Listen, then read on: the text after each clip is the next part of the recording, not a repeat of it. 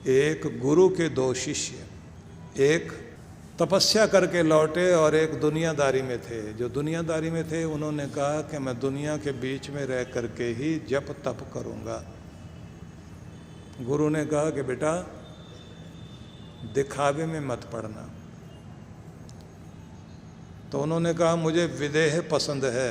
राजा जनक सुंदर वस्त्र पहने सुंदर भवन में रहते हैं, धन धान्य के बीच में, सत्ता संपत्ति सत्कार के बीच में रहकर भी जिनके हृदय में परमात्मा का वास है और व्यवहार में संसार को निभा रहे हैं, लेकिन भीतर से त्याग तपस्या का बल है और हर पल परब्रह्म से जुड़े हुए हैं।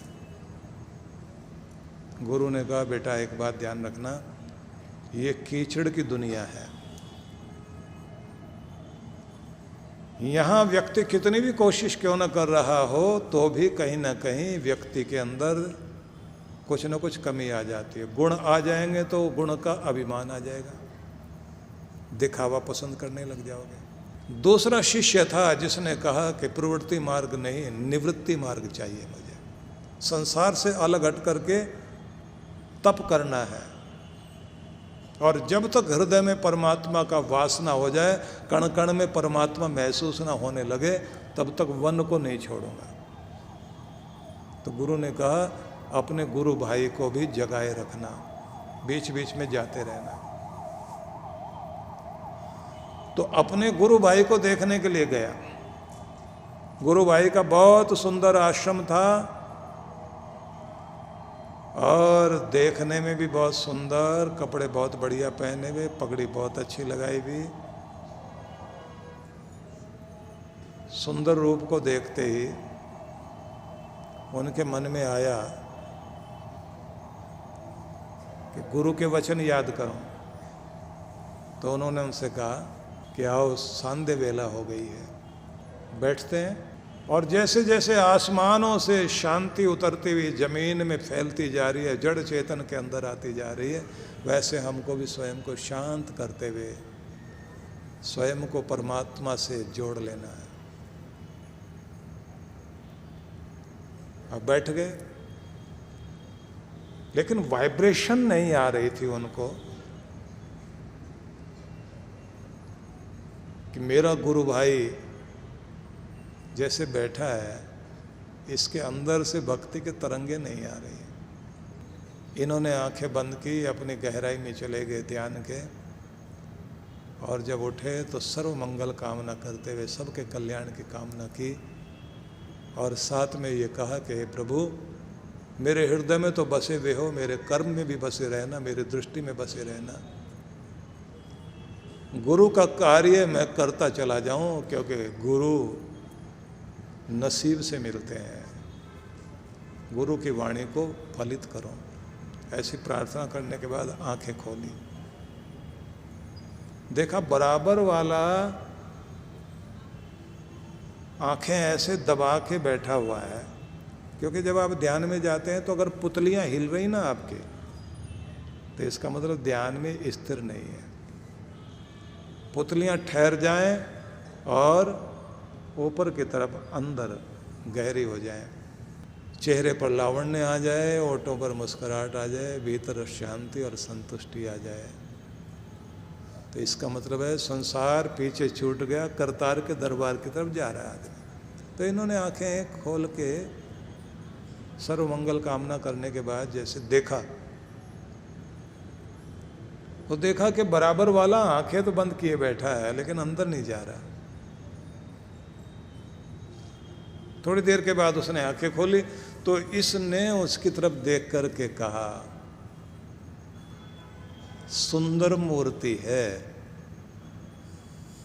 उनके शरीर की तरफ देख के कहा, बड़ी सुंदर मूर्ति है, सुंदर मंदिर है।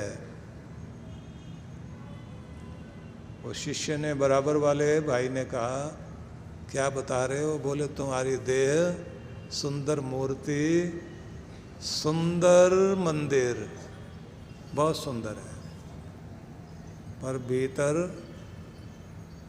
परमात्मा नहीं है, मंदिर में भगवान की मूर्त नहीं है।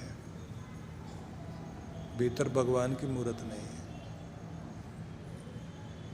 मूर्ति में प्राण प्रतिष्ठा नहीं है, मूर्ति जागृत नहीं है। वैसे ही बोल दिया जैसे गुरु बोलते थे। अब ये तो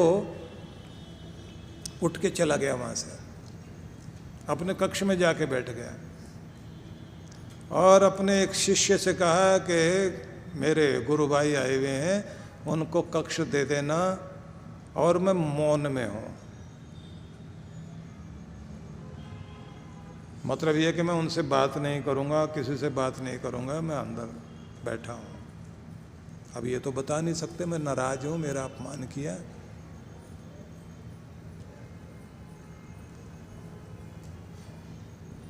और ये समझ गए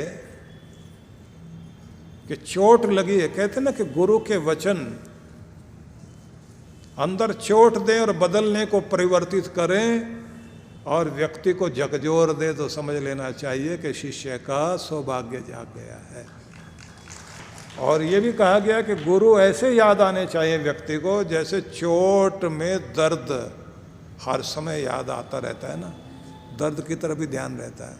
चोट लगी हुई हो ना, हाथ में, उंगली में, कहीं भी, तो पूरी चेतना, पूरा ध्यान उसी जगह लगा रहता है।